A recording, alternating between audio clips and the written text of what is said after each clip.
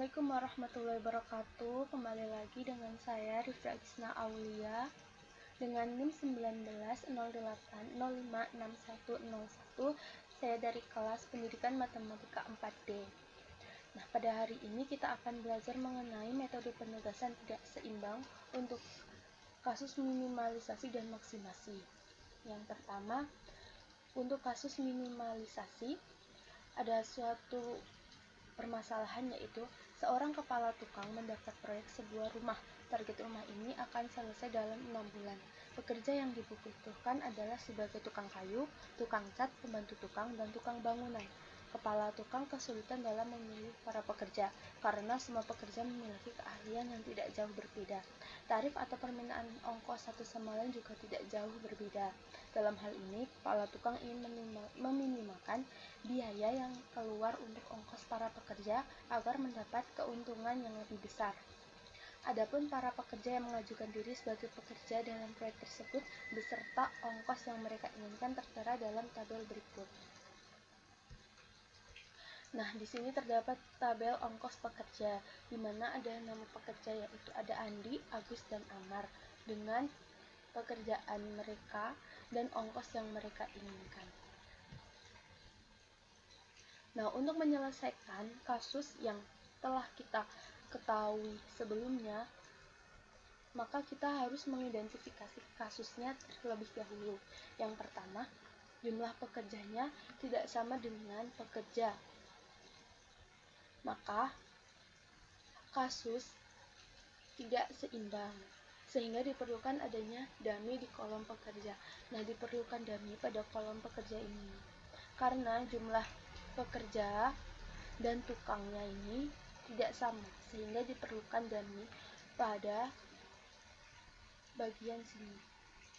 Oke. Nah, untuk yang langkah pertama, karena di setiap baris sudah memiliki angka 0 ini yang berasal dari dummy, maka yang harus dicari adalah nilai terkecil pada kolom lainnya untuk kemudian dikurangi dengan nilai pada kolom tersebut. Nah, untuk pada baris ini dan kolom ini dapat diketahui bahwa 50 merupakan angka yang paling kecil. Nah, karena pada baris pertama ini angka 50 merupakan angka yang paling kecil, maka angka 50 ini digunakan untuk mengurangi angka pada kolom pada baris pertama ini, sehingga dapat kita kurangkan menjadi 70 dikurangi 50 dengan hasil 25, dan 85 dikurangi 50 dengan hasil 35, dan 50 dikurangi 50, maka hasilnya 0. Begitu juga dengan kasus-kasus yang berikutnya, seperti itu. Tabel seperti ini, kemudian yang ada angka 0-nya kita tarik garis vertikal maupun horizontal. Nah, karena tiap baris dan kolom sudah memiliki nilai 0, serta jumlah garis yang ditarik sama dengan jumlah baris dan kolom, maka tabel tersebut sudah optimal. Sehingga dapat kita ketahui bahwa alokasi pekerjaan adalah sebagai berikut, dengan Andi sebagai tukang kayu. Ini karena kita ingin meminimalkan, maka Andi sebagai tukang kayu, kemudian Agus sebagai tukang cat di sini, dan Dami sebagai pembantu tukang. Dan yang terakhir ada Amar sebagai tukang bangunan. Sehingga dapat diketahui bahwa total biaya yang dikeluarkan adalah sebagai berikut, dengan tukang kayu Andi dengan ongkos 50.000, dan tukang cat Agus dengan ongkos 45.000, dan pembantu tukang dengan kita analogikan sebagai dummy dengan ongkosnya 0 rupiah, kemudian tukang bangunannya itu Amar dengan ongkos 50.000, sehingga total ongkos pekerjanya adalah Rp145.000. Jadi total ongkos pekerja yang harus dikeluarkan kepala tukang sebesar Rp145.000 dengan pekerjaan pembantu tukang ditugaskan kepada dummy yang diasumsikan tidak ada yang mengerjakan. Sehingga untuk pembantu tukang di sini kita asumsikan sebagai 0 atau tidak ada orang yang melakukan untuk meminimalkan ongkos pekerja yang dapat dikeluarkan. Nah, itu dia kasus minimalisasi dari model penugasan tidak seimbang. Kemudian untuk kasus maksimasi, di sini ada suatu kasus, suatu makelar memiliki 5 pembeli untuk 6 situs. Pembeli bersedia membayar harga PIJ atau kurang untuk situs JTH. Nilai PIJ diberikan dalam matriks berikut. Makelar ingin mengetahui situs mana yang akan ditawarkan kepada setiap pembeli dengan harga berapa sehingga dapat memaksimalkan total penerimaannya. Sehingga kita harus memaksimalkan total penerimaan yang didapat dari makelar. Nah, di sini ada tabel yang dapat kita ketahui, yaitu ada situs 1, 2, 3, 4, 5, 6 dan ada pembeli 1, 2, 3, 4, 5, 6 dengan data-data sebagai berikut. Nah, karena pada kasus maksimasi ini jumlah baris dan jumlah kolomnya tidak sama, maka diperlukan adanya dummy. Nah, di sini kan ada barisnya yaitu ada 5 dan kolomnya ada 6. Sehingga kita memerlukan penambahan dummy pada baris ke-6 seperti ini. Nah, untuk menyelesaikan kasus maksimasi tersebut, maka kita harus mencari nilai terbesar pada masing-masing baris lainnya, kemudian dikurangi dengan nilai lain pada masing-masing baris tersebut. Nah, pada baris pertama kita dapat mengetahui bahwa nilai terbesarnya yaitu 9. Nah, pada baris yang kedua nilai terbesarnya yaitu 10, baris ketiga 10, baris keempat 12 dan baris kelima yaitu 9.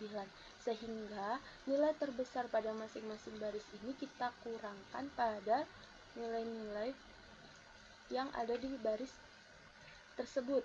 Nah, misalnya ini untuk baris yang pertama kan nilai terbesarnya 9, maka kita kurangkan 9 dikurangi 6 hasilnya 3, 9 dikurangi 7 hasilnya 2, 9 dikurangi 6 hasilnya 3, 9 dikurangi 2 hasilnya 7, 9 dikurangi 9 hasilnya 0, dan 9 dikurangi 4 hasilnya 5.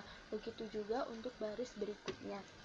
Sehingga didapatkan tabel sebagai berikut ini. Nah, karena pada masing-masing kolom harus memiliki nilai 0, tidak untuk nilai dummy karena nilai dummy pada dasarnya sudah 0, maka jika masih ada kolom yang belum memiliki nilai 0, maka cari nilai terkecil pada kolom tersebut kemudian dikurangi dengan nilai lain pada masing-masing kolom tersebut.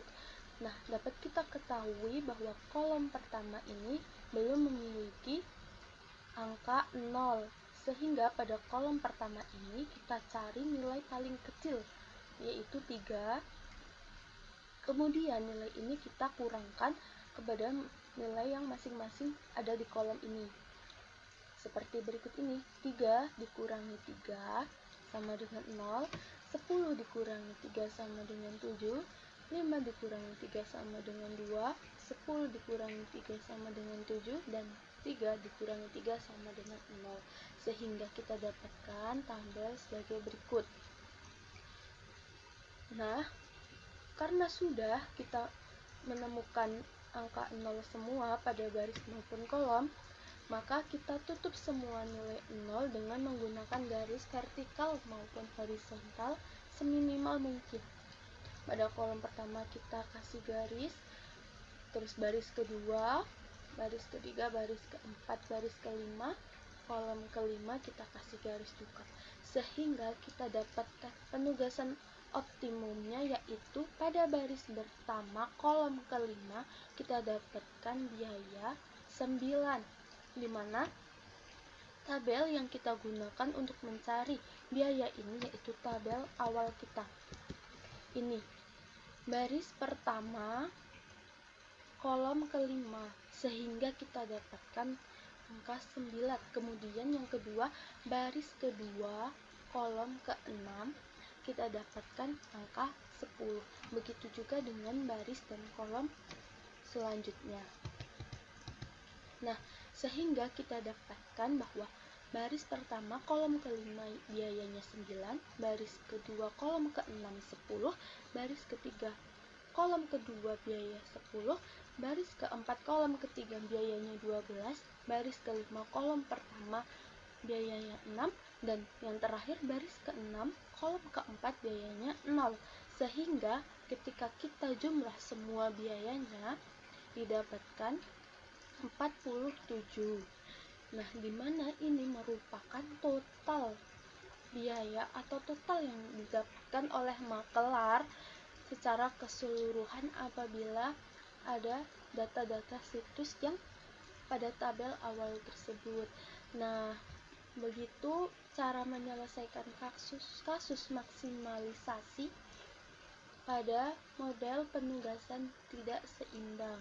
Sekian dari saya, mohon maaf apabila ada kesalahan dan salah perkataan saya. Saya akhiri. Wassalamualaikum warahmatullahi wabarakatuh. See you next time.